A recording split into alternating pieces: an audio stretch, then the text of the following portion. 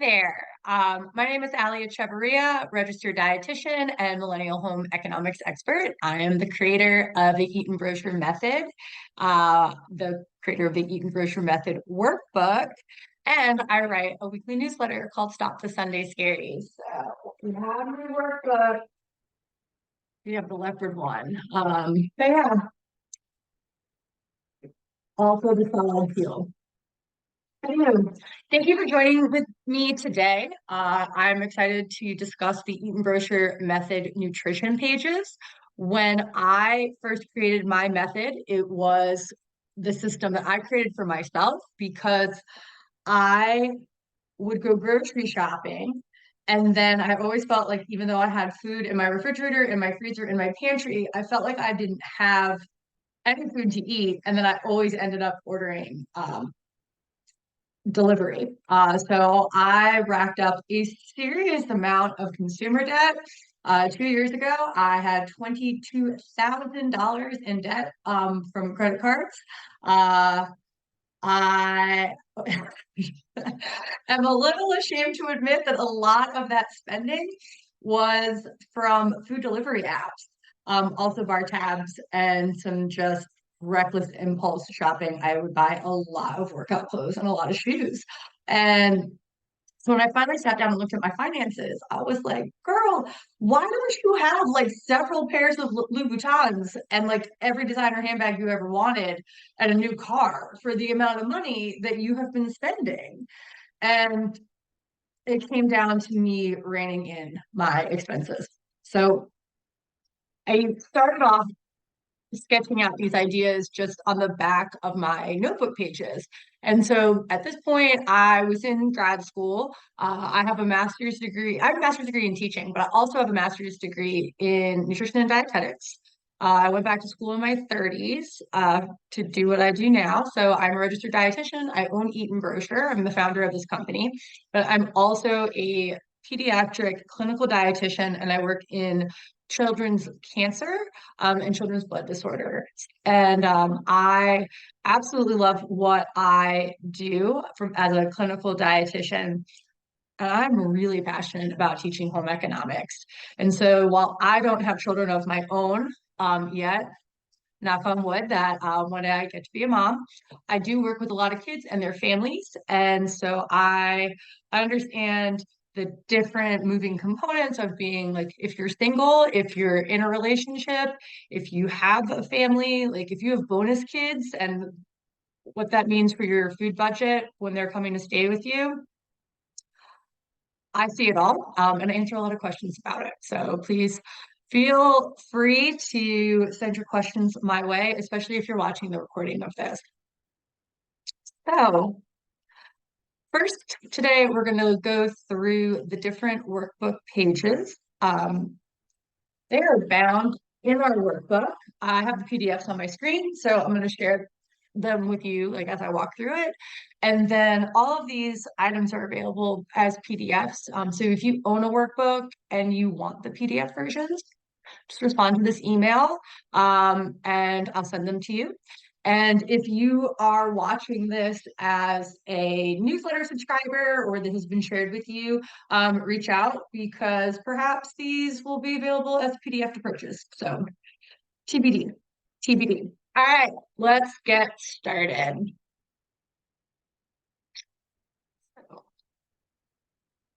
This is a new computer, so bear with me as I learn to use it.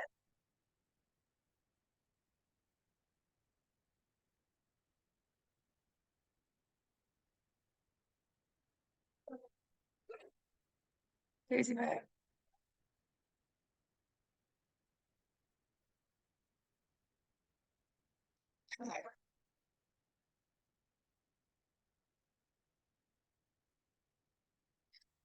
Um, New share. I actually want to share my first screen.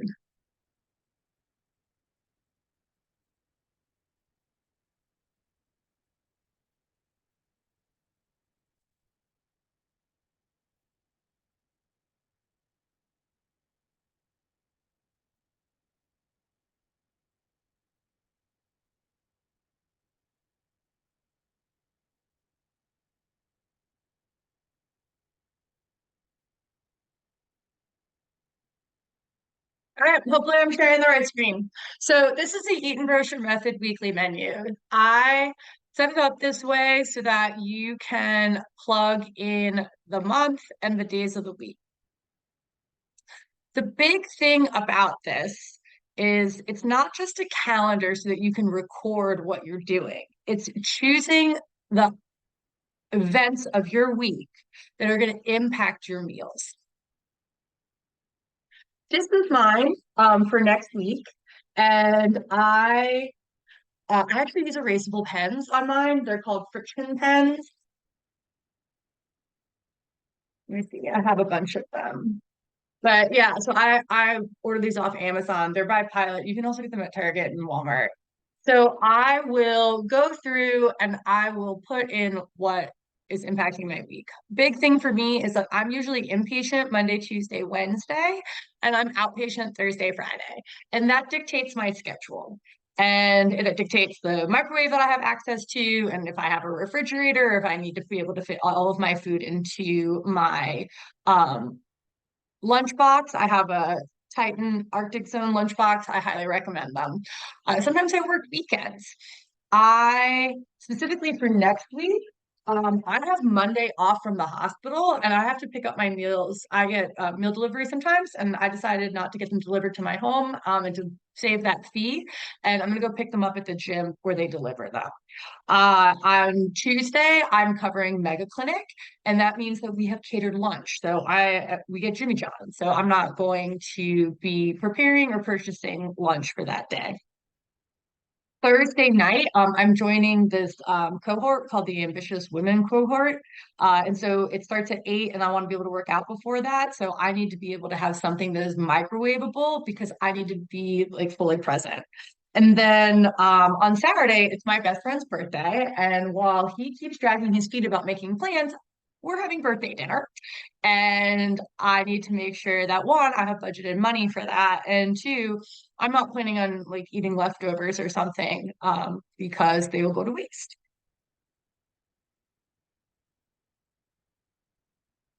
The biggest thing that I do, and these are actually not in the workbook, they're a separate PDF. They were emailed to you if you're in my course.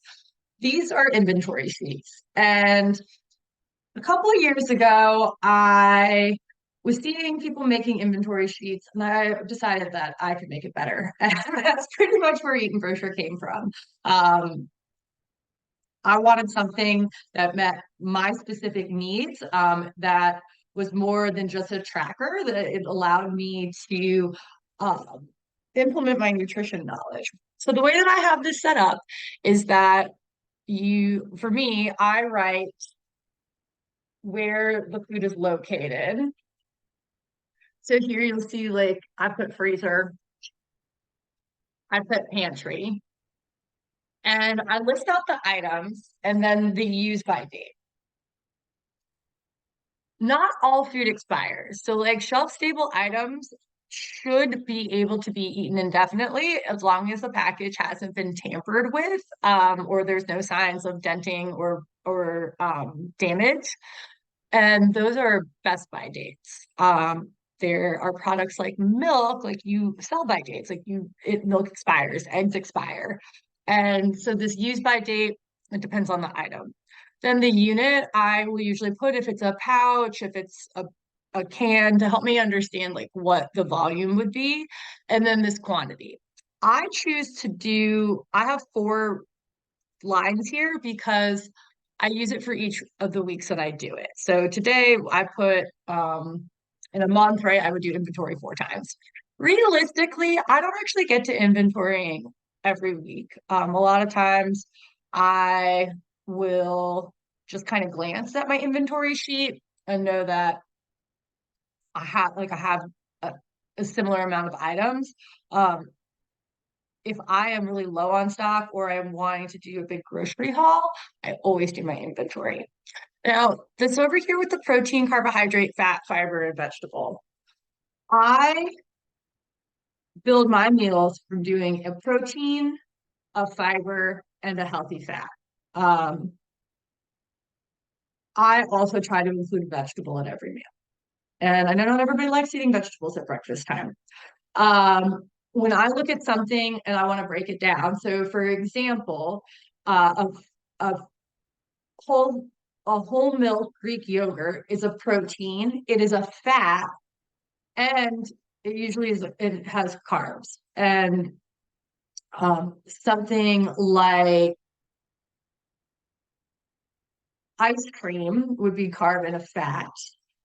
If you got something like Halo Top that has all that like extra ingredients, like it might also because it has an added fiber. And so those are just little things to think about. And then that way, when I'm doing my menu planning, I'm able to look through those things and say, okay, well, is it, how do I going to build this?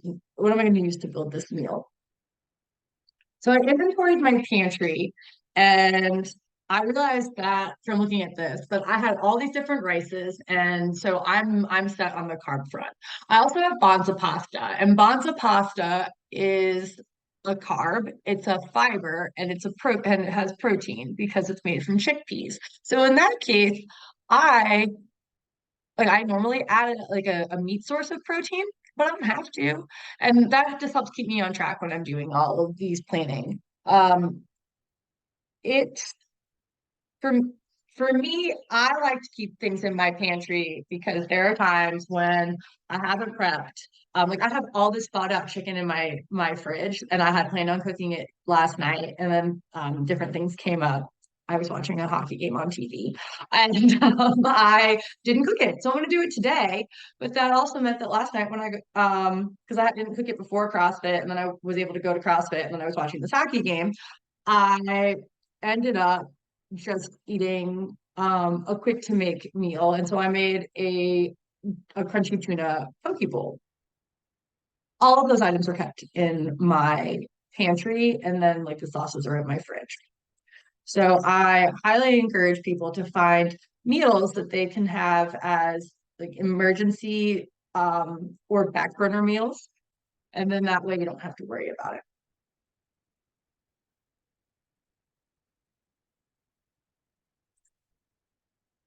These budget goal pages, so the monthly version and then the weekly version. In the workbook, there is a monthly page for each of the months, and then there's one for every week.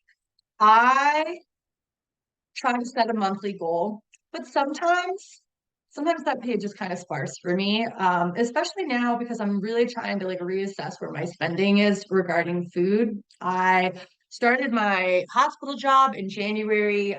It was the first time in a long time where I had to learn to budget by paycheck again rather than having a set budget for the month.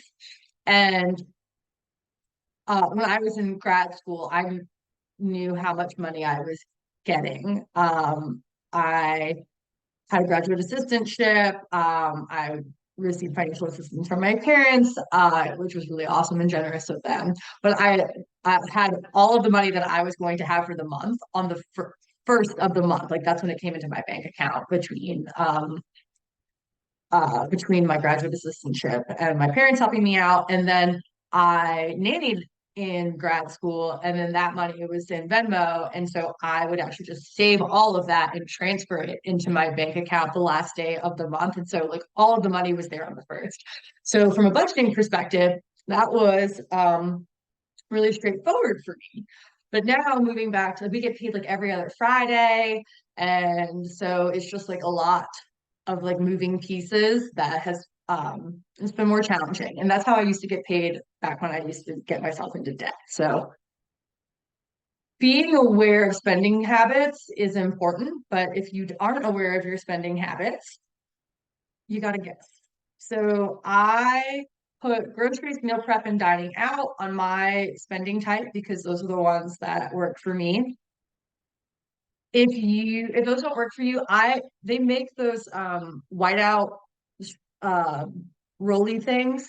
I use it in my planner all the time because I actually don't track nutrition facts for my stuff. I don't track macros anymore. So I like to repurpose the sections of my workbook. I also don't always use my weight.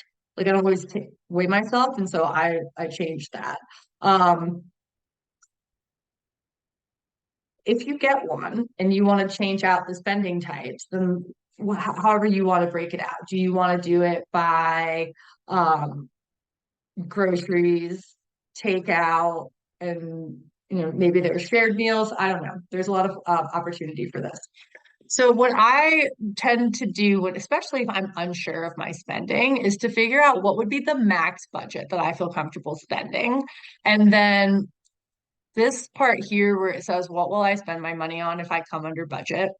I am highly motivated by being able to track things and then being able to get something tangible. So for a while, my what will I spend my money on if I come under budget was putting money in a sinking fund for my Botox appointment.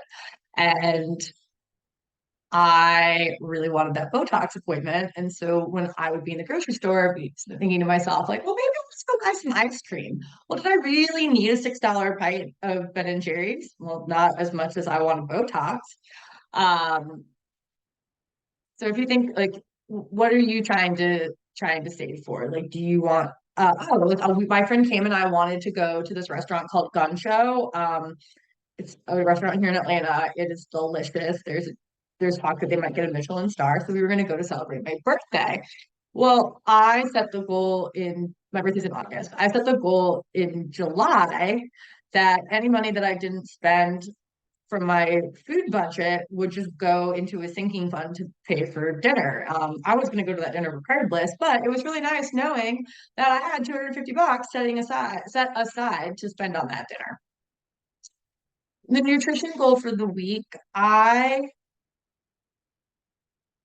sometimes I'll put like a goal of eating like a protein target. Sometimes it is as basic as I will eat 3 meals a day. I can forget to eat and then tend to overeat at night.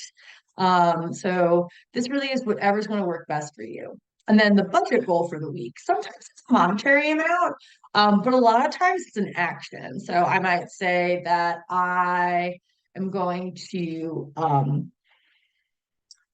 not I'm not going to eat out except on this Saturday. Or I am going to use pantry protein items.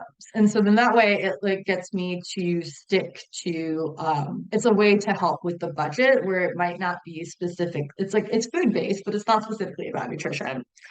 As a former teacher, I am always trying to connect goals to a larger goal to really when we would teach, we would think about like what is the unit? What is the overall lesson? How are these lessons building into this unit plan? How are these unit plans going into the curriculum? Like how does the curriculum tie back to the standards for the grade?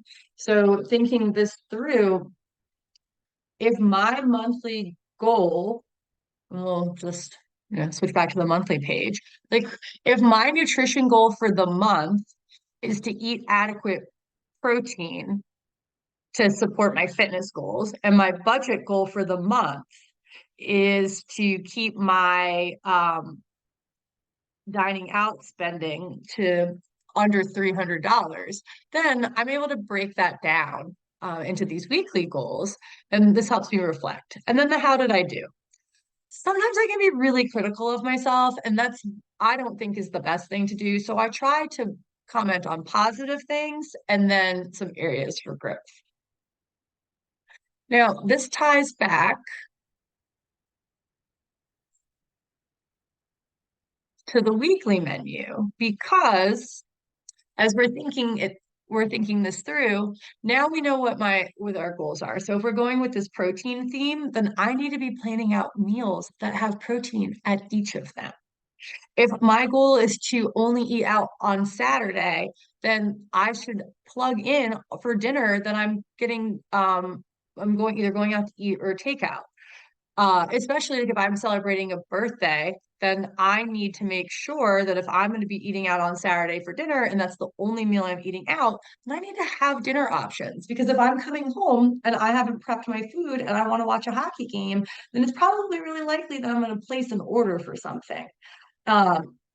Except I've already planned ahead and I have items that are easy to put together. So when I am approaching this, I try to not go for perfection. And I think something that when these were just print off papers, I felt that like I could write anything on them, I could cross things out. And then once I started putting it in a bound book, I started feeling more conscious that I like needed to make it perfect. You don't, that's not the purpose of this. And then I have really enjoyed this these erasable pens because it just kind of speaks to me that it doesn't matter what you put there. And then, aha. So this is what I wanted to show you. I tally my spending by actually putting here, like I went to Kroger and I spent $27.11. I ordered Chinese food and I spent $66.78. And then at the end of the week, that's how I like tally up my spending. I don't always worry about updating this. Like this is not to record what I ate, it's to plan. In the planner, it does have a space to write your meals. I do this more from a training perspective. I want to know if if so if I write what I ate and I write my workout and I write my health inventory and then I realize that I feel like hot garbage, is it because oh wait, I always feel hot garbage on days where I have a carb heavy breakfast with inadequate protein or fat? Well, like wild. I wonder why that is. So it's more for data collection. The menu planning, I truly try to stick to it from it's planning only. Like if I eat something at work that did not impact my budget, then it does not need to be recorded here at all. So I think I think I've shared the parts of this that would be helpful. And I'm sure you have questions. So please respond to this message, let me know, and I am happy to cover them and send out anything as a follow-up. I'm gonna stop sharing.